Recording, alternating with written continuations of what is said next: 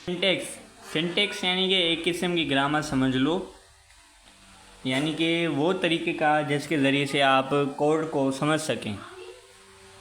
आप ये देख सकते हैं कर्ली ब्रैकेट स्टार्ट वाली, ये जो ब्रैकेट है ये प्रोग्राम की बॉडी को स्टार्ट करने इस्तेमाल की जाती है। यानी कि अगर कोई हम प्रोग्राम लिखना चाह रहे हैं तो सबसे पहले हमें ये ब्रैकेट देनी पड़ेगी स्टार्ट के अंदर। देन हमारे पास दूसरी ब्रैकेट है ये वाली, यानी कि ये हम इसे क्या कहते हैं, end of body in program. यानी प्रोग्राम की जो बॉडी है, यानी जिसके अंदर हम कोड लिख रहे हैं, जब कोड ख़त्म हो जाएगा तो हमें ये वाली ब्रैकेट देनी होगी। देन ये दो ब्रैकेट्स आप देख रहे हैं, एक ये यानी long brackets start and close, open and close, square bracket for same data type. जब सेम किस्म का डेटा टाइप होगा, यानी इंटीजर होगा, फ्लोट होगा, इस किस्म के अगर हमारे पास डेटा होंगे, सेम डेटा टाइप होगा, तब जाके हमें इस किस्म की ब्रैकेट्स इस्तेमाल करनी होंगी। और ये जो सेमी कॉलन इस्तेमाल किया जाता है, सेमी कॉलन वाली ये जो सैम्पल इस्तेमाल की जा रही है, ये तब इस्तेमाल की जाती है जब कोई प्रोग्राम ख़त्म हो जाता है। यानी कि प्रोग्राम की जब लाइन ख़त्म हो जाती है तब जाके हम ये सैम्पल इस्तेमाल करते हैं। जैसे कि हम आम तौर पर कोई जुमला लिख रहे होते हैं, सेंटेंस लिख रहे होते हैं, जब ख़त्म हो जाता है तो फुल स्टॉप दे देते हैं। इसी तरीके से जब कोड की लाइन ख़त्म हो जाएगी तो हम सेमी कॉलन को इस्तेमाल करेंगे।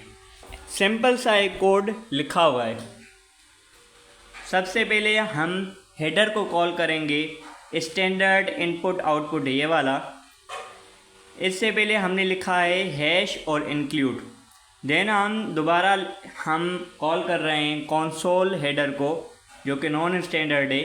हैशटैग इंक्लूड पहले लिखा, फिर उस हेडर को कॉल किया। फिर हम लिख रहे हैं इंट को, जो कि इंटीजर एक मेन फंक्शन है, उसको कॉल कर रहे हैं। यहाँ पर सेमी कॉलन नहीं दिया गया। देन हम लिख रहे हैं कोड को लिखने के लिए, प्रोग्राम को लिखने के लिए हमने स्टार्टिंग ब्रैकेट को इस्तेमाल किया, ये वाली। फिर आप देख सकते हैं एंड के अंदर जैसे प्रोग्राम एंड हो रहा है उसके लिए ब्रैकेट इस्तेमाल की गई है। बीच में हम क्लियर स्क्रीन को कॉल कर रहे हैं। फिर जो हमें आउटपुट चाहिए, जो हम कोड लिखना चाह रहे हैं, जो हम आउटपुट में देखना चाह रहे हैं रिज़ल्ट को, उसके लिए हम कॉल कर रहे हैं प्रिंट एफ लिख रहे हैं। प्रिंट एफ के अंदर ये दो स्मॉल ब्रैकेट्स हमने लिखी। इन दो स्मॉल ब्रैकेट्स के अंदर हमें इन्वर्टेड कामास लिखना है। इन्वर्टेड कामास स्मॉल ब्रैकेट और इन्वर्टेड कामास के अंदर ये वाला जो स्पेस है, यानी कि ये जिसमें लिखा हुआ है राइट एनीथिंग इन इट, इसमें हम कुछ भी लिखेंगे उसका हमें प्रिंट आउट स्क्रीन पर दिखाई देगा। फिर हमें गेट कैरेक्टर को कॉल करना है, फिर रिटर्न वैल्यू 0। इस तरीके से ये एक सिंपल सा कोड हमने लिख दिया। बात करते हैं डेटा की, या फिर ऐसा कहेंगे कांस्टेंट और वेरिएबल की। तो कांस्टेंट क्या होता है? कांस्टेंट हर एक वो चीज़ जिसके पास फिक्स वैल्यू मौजूद है।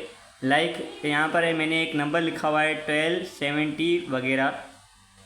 तो कांस्टेंट हर एक वो चीज़ जिसके पास फिक्स वैल्यू होगी, चेंज नहीं कर सकते उसकी वैल्यू को, उसे कांस्टेंट कहा जाएगा। वेरिएबल वो होगा जिसके पास फिक्स वैल्यू मौजूद नहीं होती। मिसाल ले लें, यहाँ पर कैपिटल ए लिखा हुआ है, स्मॉल ए लिखा हुआ है, देन एक नेम लिखा हुआ है रेहान, फिर एक दूसरा नेम लिखा हुआ है सिस्टेक। ये क्या है? ये वेरिएबल हैं, ये चेंज हो सकते हैं। यानी कि अगर ये वेरिएबल्स हैं, इन वेरिएबल्स की कोई ना कोई असाइंड वैल्यू होगी। तो कहने का मकसद ये कि वेरिएबल उससे कहा जाएगा जिसके पास फिक्स वैल्यू मौजूद नहीं होगी। बात करें डेटा टाइप्स की, तो जैसे कि हम कोड लिख रहे होते हैं, एक प्रोग्राम बना रहे होते हैं, तो उसमें हमें डेटा को लिखना होता है। और डेटा की बात करें तो डेटा कितने किस्म का होता है, यानी कि डेटा टाइप्स कितनी हैं, तो वो हैं 4 कैटेगरीज़ की हैं। एक है इंटीजर, एक है फ्लोट, तीसरा है कैरेक्टर, चौथा है स्ट्रिंग या फिर सेट ऑफ कैरेक्टर्स जिसे कहते हैं। इंटीजर जो है वो पॉजिटिव में भी हो सकता है, प्लस में भी हो सकता है और नेगेटिव में भी हो सकता है। फ्लोट की बात करें तो वो भी पॉजिटिव में हो सकता है और नेगेटिव में भी हो सकता है। कैरेक्टर और सेट ऑफ स्ट्रिंग्स, एग्जाम्पल देख लें इंटीजर की। इंटीजर यानी कि कोई भी नंबर हो, ये देखें लाइक 2 लिखा हुआ है, 3 लिखा हुआ है, देन उसकी दूसरी जगह पर ये वाला देख लें -2 लिखा हुआ है, -3 लिखा हुआ है। अभी यहाँ पर पॉजिटिव में वैल्यूज़ दी गई हैं, देन दूसरे हैंड पे नेगेटिव वैल्यूज़ दी गई हैं इंटीजर की। फ्लोट का एग्जांपल देख लें तो यहाँ पर फ्लोट उसे कहेंगे जो कि पॉइंट के अंदर नंबर लिखा हुआ हो, यानी कि डेसिमल में हो। लाइक 2.3 लिखा हुआ है, 3.3 लिखा हुआ है, फिर -2.3 लिखा हुआ है, -3.3। ये क्या है? फ्लोट हैं। ये पॉजिटिव के अंदर वैल्यूज़ हैं उसकी और ये नेगेटिव के अंदर वैल्यूज़ हैं। कैरेक्टर की बात कर लें, कैरेक्टर यानी कि कोई भी ऐसा सेक्शन जहाँ पर मेमोरी आ सके। लाइक हमने एक स्टोरेज में मेमोरी दे दी, ए के ए, ए के सी, देन ये माइनस, ये फुल स्टॉप, ये इक्वल टू, ये क्या है? इस किस्म के जो होते हैं सैम्पल्स, इनको हम कैरेक्टर कंसीडर करेंगे। और स्ट्रिंग क्या होगा? स्ट्रिंग सेट ऑफ कैरेक्टर्स होंगे, यानी कि उसमें 2 या 2 से ज़्यादा कैरेक्टर्स मौजूद हों। लाइक यहाँ पर रेहान लिखा हुआ है, रेहान में REHAN 5 कैरेक्टर्स इस्तेमाल किए गए। अब ऐसे सेट ऑफ कैरेक्टर्स को हम स्ट्रिंग कहेंगे। आइडेंटिफायर यानी कि किस तरीके से हम इनको पहचान सकते हैं किसी भी कोड के अंदर। तो इंटीजर की पहचान ये होगी कि %d लिखा हुआ होगा, और फ्लोट की भी बात करें तो उस पर लिखा होगा %f। कैरेक्टर की पहचान ये होगी कि %c लिखा होगा। स्ट्रिंग की कोई पहचान नहीं है, तभी इसको एम्प्टी रखा गया है। हाउ टू राइट, प्रोग्राम के अंदर, कोड के अंदर लिखेंगे कैसे?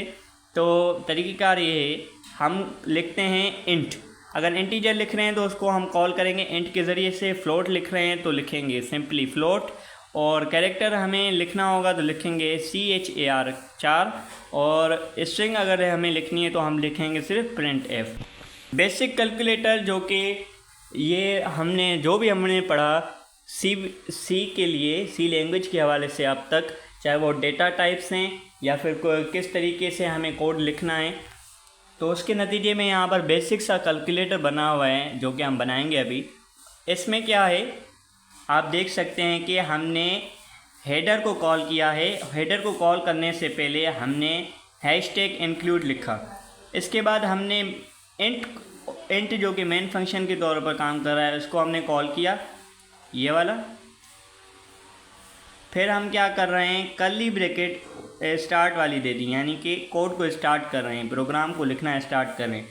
फिर हम वेरिएबल्स को क्रिएट कर रहे हैं, यानी कि वेरिएबल्स बना रहे हैं। वेरिएबल्स वो जैसे कि हमने पढ़ा कि जिसकी कोई फिक्स वैल्यू ना हो। लाइक हमने इंट x बनाया, y बनाया, एडिशन बनाया, सब्ट्रैक्शन, मल्टीप्लिकेशन, डिवीजन, ये सब के सब क्या हैं? ये सब के सब वेरिएबल्स हैं। और आप देख सकते हैं सेमीकोलन मैंने एंड में दिया है, यानी कि ये वाला जो कि एंड ऑफ लाइन, यानी जब कोड की, प्रोग्राम की लाइन ख़त्म हो जाती है तब ये इस्तेमाल करते हैं। फिर हमने वैल्यूज़ दे दी उन वेरिएबल्स को, यानी हमने उनकी वैल्यूज़ मुकर्रर कर दी, असाइन कर दी। लाइक में जैसे x की वैल्यू हमने दे दी 40 और y की दे दी 10। और आप नोट करें कि जब भी प्रोग्राम की लाइन, कोड की लाइन एंड हो रही है तो हम उसे रिप्रेजेंट कर रहे हैं सेमीकोलन के ज़रिए से। लाइक ये रहा, इधर भी आप नोट करें x की वैल्यू में, y की वैल्यू में, तो एंड में जब हमने उनकी वैल्यूज़ दे दी तो हम लाइन को टर्मिनेट करने के लिए, एंड करने के लिए सेमीकोलन का इस्तेमाल कर रहे हैं। फिर हम ऑपरेशन को कॉल करेंगे, यानी कि इसका काम क्या करना होगा। लाइक हमने एक वेरिएबल बनाया एडिशन, एडिशन के अंदर हमें उसका एक ऑपरेशन कॉल कर रहे हैं कि इसका फंक्शन क्या होगा, x + y, यानी कि इसको एडिशन करना है, x - y, सब्ट्रैक्शन करना है, x* y, मतलब इसको मल्टीप्लिकेशन करना है, और x/y, यानी कि इसको डिवाइड करना है। यानी बेसिक सा हमने एक कैलकुलेटर का प्रोग्राम बना दिया। फिर हम यहाँ पर वैल्यूज़ को प्रिंट करवाना चाह रहे हैं, रिज़ल्ट को स्क्रीन पर देखना चाह रहे हैं। तो उसको देखने के लिए हमें क्या करना है, printf लिखा। printf के बाद हमने स्मॉल ब्रैकेट्स दी इस तरीके से। फिर हमने क्या किया, इन्वर्टेड कामास के अंदर वैल्यू जो हमारी स्ट्रिंग थी उसको लिख लिया। Like the addition of two numbers, ये पूरी की पूरी क्या है, ये पूरी की पूरी एक स्ट्रिंग लिखी हुई है। फिर हमने लिखा %d, फिर स्लैश के अंदर n लिखा। फिर हमने ये जो स्ट्रिंग लिखी है किसके लिए लिखी है, किस ऑपरेशन के लिए लिखी है, उसका नाम लिख देंगे। लाइक हमने यहाँ पर एडिशन के लिए लिखा है तो वो स्क्रीन के अंदर प्रिंट आउट हो जाएगा। इसी तरीके से सब्ट्रैक्शन में भी सेम हुआ है, मल्टीप्लिकेशन में भी यही हुआ है, डिवीजन में भी यही हुआ है। और लास्ट में फाइनल में जब कोड एग्जीक्यूट हो रहा है, कंपाइलर उसको एग्जीक्यूट करके दे रहा है तो वो हमें रिटर्निंग वैल्यू 0 दिखा रहा है। और यहाँ पर ये कर्ली ब्रैकेट क्लोज, यानी कि ये वाली सॉरी कि कोड यहाँ पर फिनिश हो गया।